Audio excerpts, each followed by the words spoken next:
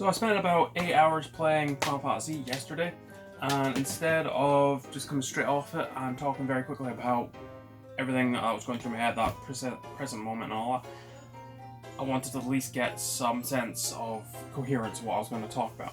So straight off the bat, the game's great. The game is fucking beautiful.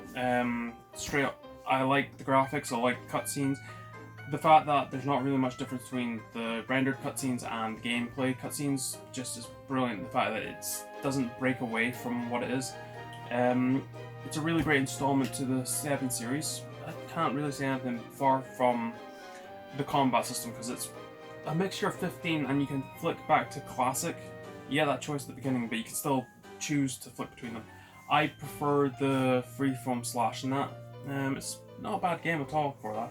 There's a lot of diversity as well with combat due to the fact you can be attacking with Cloud, but you can still issue commands to your party or flip between each character and take control of what they need to do. For example, there's some times where I felt Barret wasn't attacking turrets, so I would let Cloud do his thing, meanwhile I'd get Barret and start shooting away at the turrets. And then issuing commands at Cloud to kind of use Thunder, Bolt, Heal and all that.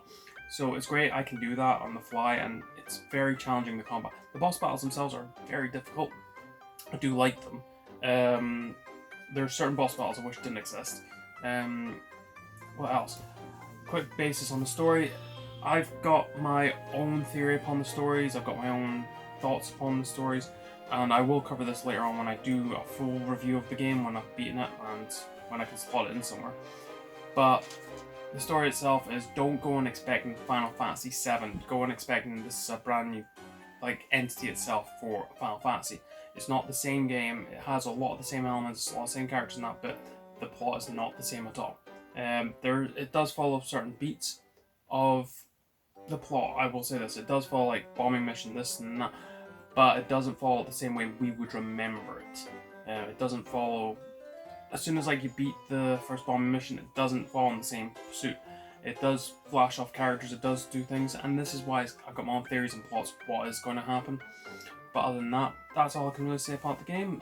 Is it worth buying? Yeah, I'd say it's worth the 50 quid I spent on the damn game. Is it worth the time in that? Yes, 8 hours flew by very quickly, and I'm only just past Aerith, so I think that's chapter 7 out of 18. It's a long game, and I know it's still only going to be in parts, which, hey ho.